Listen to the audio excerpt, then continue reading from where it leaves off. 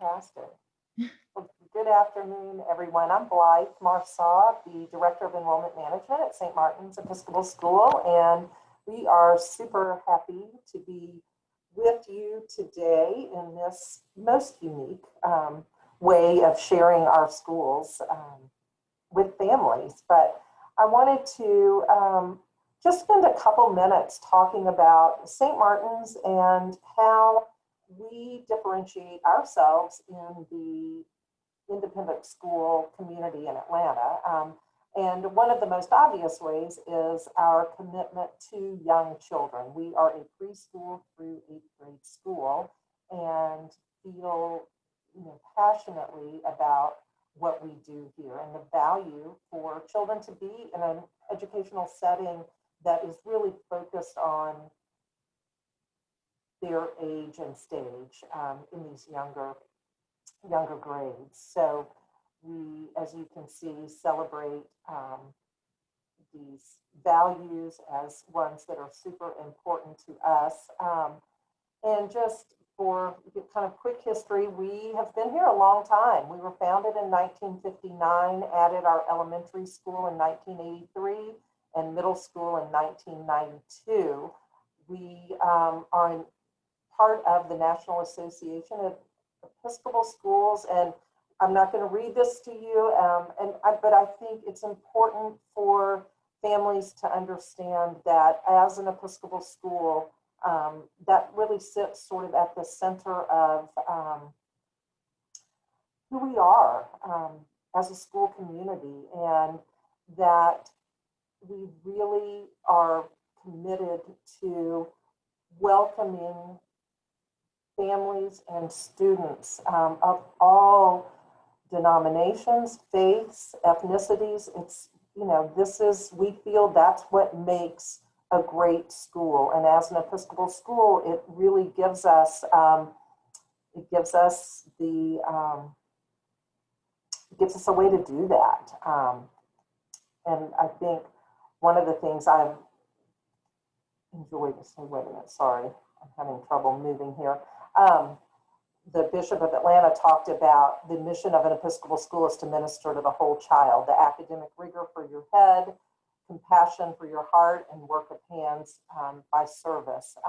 And I think that's what we do particularly well at St. Martin's. So, and that sort of leads into this model of being a preschool through 8th grade school. And we see this every day and every year with our students, that they get to live out their childhood and not feel compelled to act older until they're really there. And all of our resources, both expertise in teaching as well as our financial resources, are committed to these younger grades and committed to the notion that childhood really isn't just a stage, it's the whole point, especially where education comes, and that the habits of mind that are formed during these young years are critical to how they see themselves as students moving into these older grades. And then as children get into the middle school years, they have such authentic leadership opportunities that then give them the confidence to figure out what that next school should be for them. So just, at a glance, we have 660 students. So our top are 2-year-olds through 8th grade. We're divided into 3 academic divisions. Early childhood goes through kindergarten. Elementary is 1st through 5th for us, and then middle school is 6th, 7th, and 8th. And we keep a lead and an assistant teacher in all of our classrooms through 2nd grade, and then start to wean them off slightly when they get into the middle and upper elementary grades. Our diversity is just under 20%. It's something we're very, we are working hard to increase, and know that is a big commitment by our board and our head of school. Our school hours are 8:15. Everyone starts at about the same time, 8:10, 8:15. Our youngest students are here until 1:30. Kindergarten's a full day, 5 days a week, until just before 3, unless they're enrolled in the after-school program. And first through 8, 3:10, carpool starts at 3:15, and middle school at 3:25 or 3:30. We do offer an extended day program. So this year it's been a little different.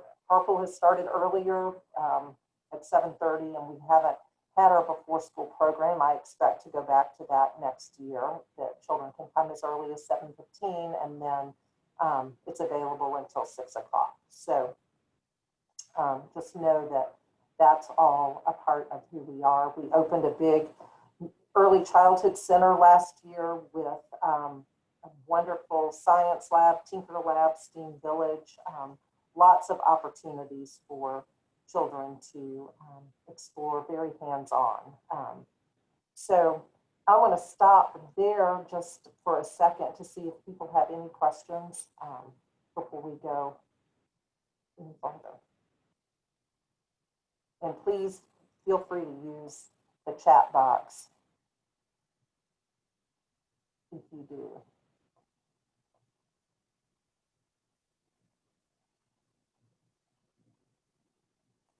So we've talked a little about our Episcopal identity and diversity at the school, and we do teach religion as an Episcopal school. And I think as an Episcopal school, a lot of times people are not familiar with the makeup of families in an Episcopal school. The majority of families are not Episcopalian. In fact, a little less than 10% of our families are. So that really means that we include all religions and different faiths in our programs here at the school. And we want children to learn to think and reason as part of that experience. We have chapel every week that the students also participate in. And then just inclusion is an incredibly important part of what it means to be an Episcopal school. And we love this. So some of the different ways that we're working as a school to include all the communities in our school in this work. Our diversity and inclusion director is working with our faculty and staff and our board and the class, just even the curriculum. And we're adopting a racial literacy curriculum that's designed for students in grades K through 8, which is really exciting as we move into this school year and beyond. And then something new at St. Martin's, we opened the Kairos Learning Center last year, about a year and a half ago, actually. And this is for students who have been diagnosed with a language-based learning difference, primarily dyslexia. And it really operates as a school within a school. So children who have, been diagnosed with dyslexia and need that remediation that we have found comes, is taught best with the Orton-Gillingham approach. During their language arts and math class, in their regular classrooms, they go to a Kairos classroom with a much smaller cohort of students, so 5 students with 1 teacher, so that they get that remediation in a very deliberate way during the school day, and yet they're able to be a part of the larger school community and participate in all the other activities with their classmates. And it's been extremely successful, and we're excited to continue to grow that program as it makes sense on our campus. And then always the big, especially in Atlanta, where there are so many wonderful K through 12 schools, just know we send our graduates to many of those schools. And, last year, again, was a very perfect example of how successful our kids are when applying to other independent schools for high school.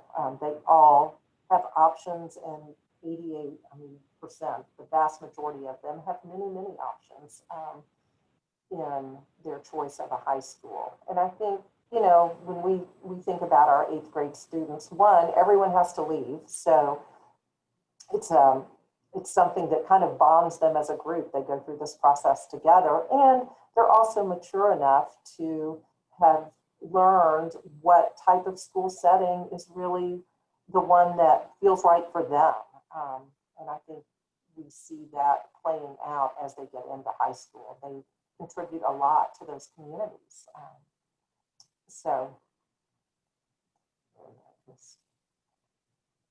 And then just sort of finishing with, we are a Ravenna school, so our application is online through the Ravenna platform. And you can see here the different deadlines and so forth. We are, as of right now, planning some on-campus visitations for families. It will be smaller than previous years. Our tours are individual tours, and those can be signed up for on our website and within the Ravenna platform. And then we're going to offer a couple of different weekend opportunities and just manage the size of the groups and masks and all the different safety protocols that we have in place. So, but we're always happy to talk with families by phone, Zoom, any way that helps you get to know us and us get to know you. We are more than happy to accommodate that.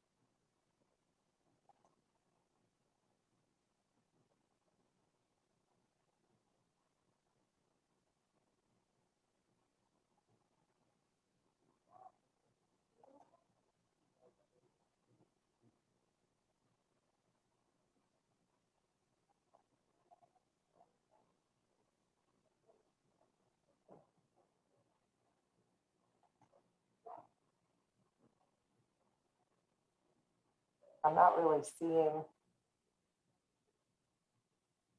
any questions.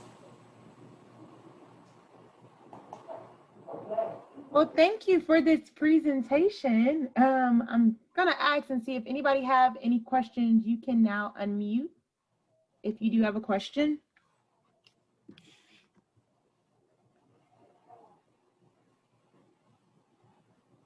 And we're happy just to be in conversation, with anyone. That's totally fine. Yeah, this was very helpful. And again, we are recording it. So if any other parents after watching the session have any questions, Linda and I can always just forward the questions over to you. That's great.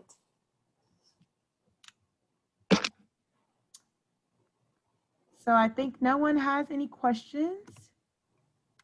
I can ask a few just because I'm sure, this isn't necessarily something hopefully we don't have to consider for the rest of our lives, but Right. and I might have missed it because I had to make phone calls, but could you walk us through kind of what in terms of COVID and the steps that you're taking to, like temperature checks or what do you Right.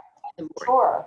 No, that's a great question, and we didn't talk about that. So we are on campus every day with the option for families to learn remotely or be virtual at home. We're probably now families can opt in or out of that on 2 week in 2 week blocks, and so we started with about 10% of our population at home, and we're down to probably about 3%. We still have some students who are home and probably will be. Maybe, they could be for the entire school year. We're not sure, and that's fine. So that has been an option for us. But for those who are on campus, we have temperature checks every morning. In carpool for our 1st through 8th grade students, and then our kindergarten students and below as they're coming into the building at their entrance. And then we're using an app called School Pass this year for carpool, but also for a wellness check every morning. And so families just have to answer the questions each morning before school, as do all of the faculty and staff members, and we do the temperature checks. And then everyone, all of our students from our beginner 3-year-olds up through 8th grade are wearing masks each day, and of course faculty and staff, everyone on campus. And we have the partitions on the desks in the elementary and middle school grades, and using them a little bit in early childhood, but a little differently down there. And knock on wood, it's been going really well. So, and the kids are extremely happy.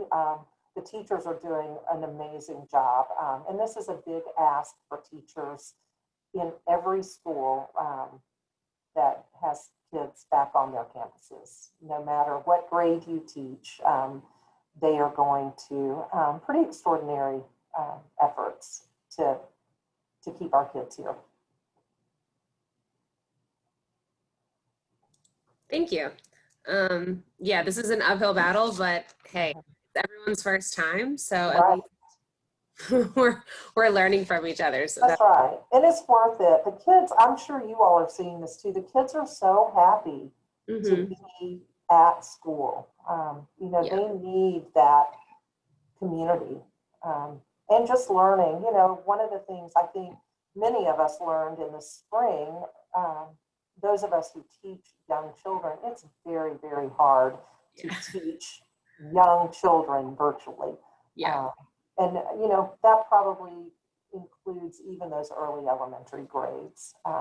It's just hard to think that they can stay focused in a virtual setting. So we made some great investments over the summer to some new platforms and different things like that, which have been super helpful in the classroom as well. So there are, those silver linings has caused all of us to look at a lot of different things over the past few months. Yeah. And I'm so sorry if I'm making you repeat. What is your guys' plan in terms of meals? Are you providing them there, or is it like a boxed lunch? So we are providing them, and they are they're boxed, and they have choices. So there are sort of 3 different choices they can make each day. Couple of hot meal, one kind of a more traditional meat, vegetable, pasta, maybe a vegetarian option, and then one line always looks to be a little more like sandwich and fry, burger and fry, pizza, something like that, very kid friendly. And then there's a salad option with a protein. Okay. And then soup, so I'm not sure it's the most environmentally friendly. We've all worked so hard to get rid of the foam and all the different containers, and yet this year it's just the way it has to be. Yeah. And our kids are eating outside as much as possible, so they're not eating in the lunchroom anymore. Okay. Space. So they're either going back to their classroom, and then we kind of have a rotation in place so they can eat outside when that works.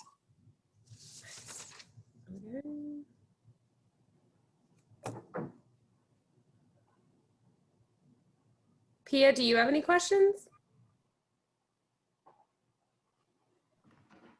No, I think a lot was covered, and you asked some really good questions. So, okay, thank you. Well, and just so people know, I don't think I mentioned this either. We're located in Brookhaven, so we really sit just behind Oglethorpe University and very close to all the hospitals that are right there at Johnson Ferry and Chamblee Dunwoody.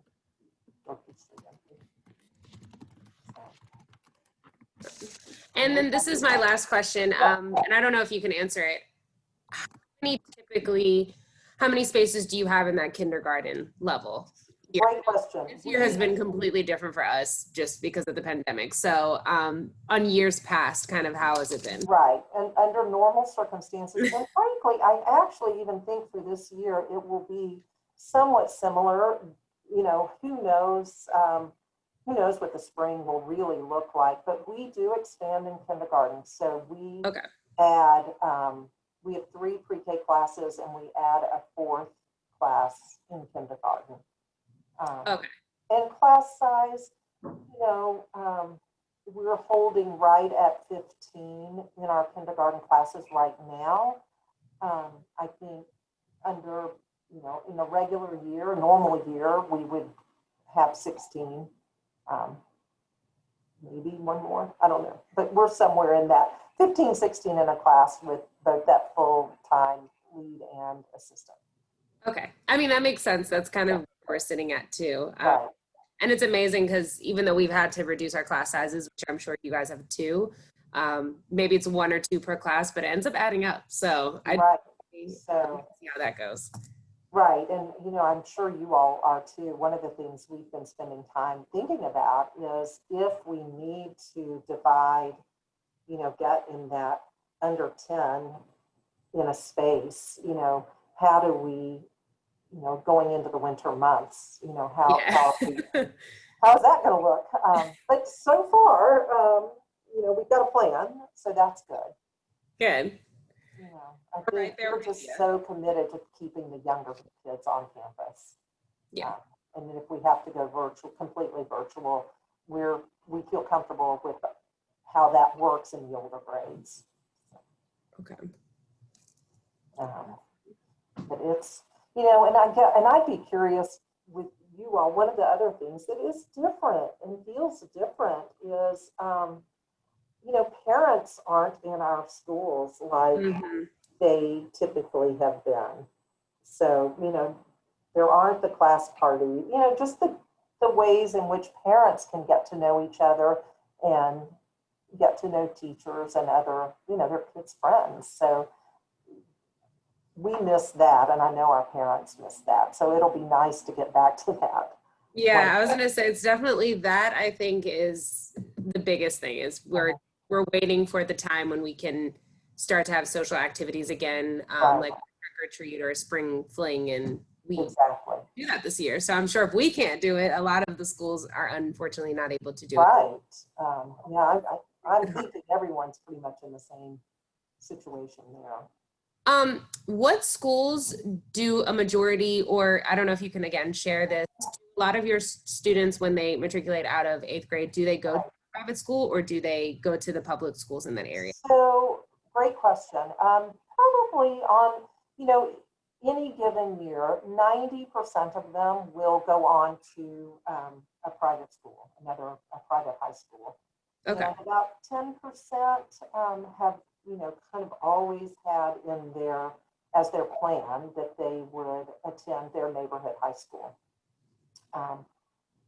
And that it does, it varies a little, but that hasn't really changed much over the years. And we have a couple of students every year who look at some of the boarding options, especially in the Southeast. We have some students up at Macaulay and Baylor in Chattanooga, and then a couple of the schools in the Carolinas, in North Carolina. But most of them really end up matriculating to one of the either Marist, St. Pius, Holy Innocents, Pace, Leavitt, Westminster.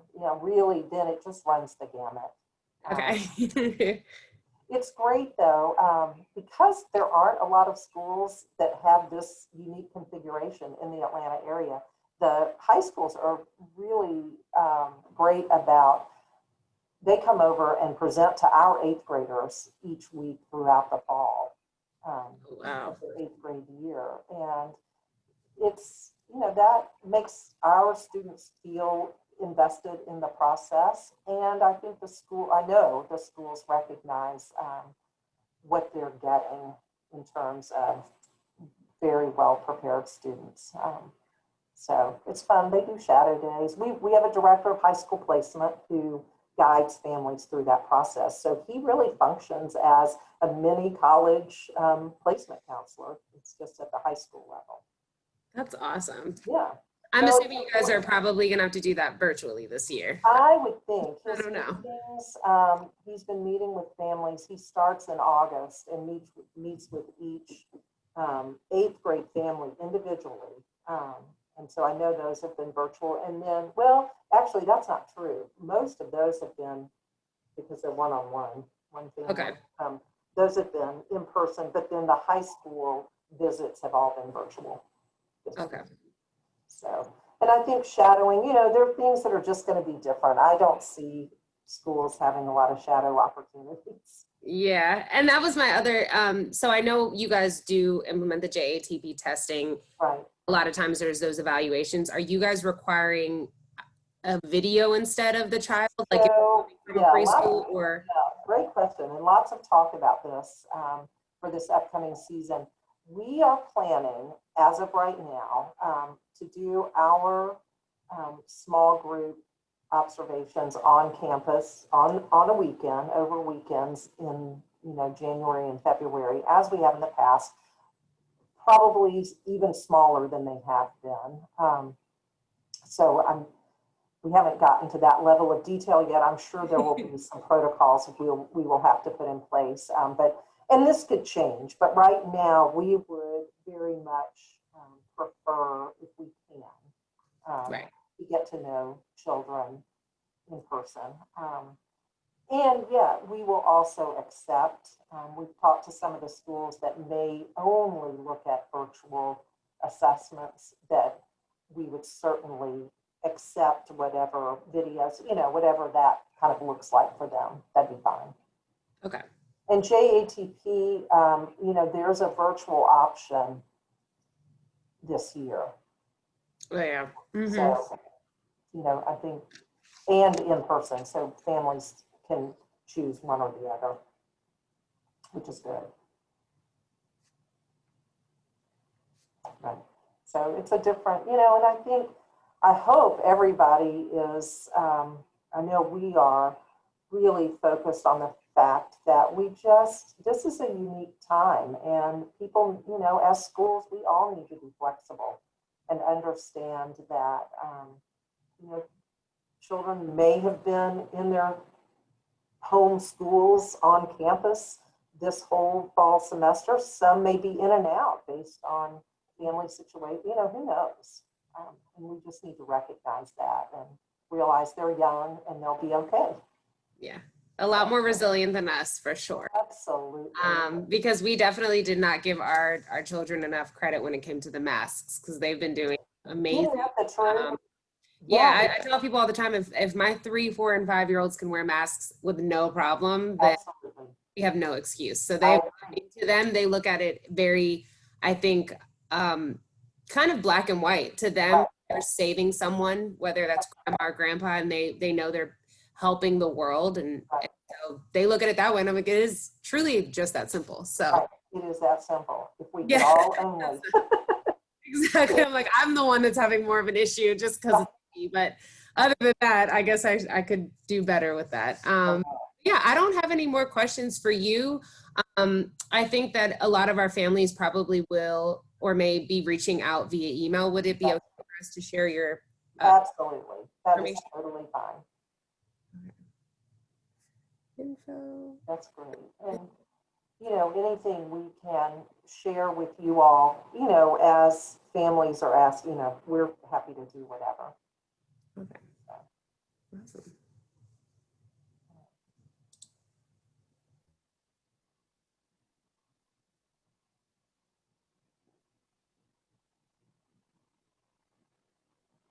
And I don't know what makes more sense. I mean, one of us, you know, Addie works with me in the admission office. We can just stay live, but, you know, here, or we can hop off, whatever you all think makes the most sense. Yeah, so I think we're good. We can just go ahead and hop off. Okay, perfect. And so, yeah, thank you again for coming. This session was amazing.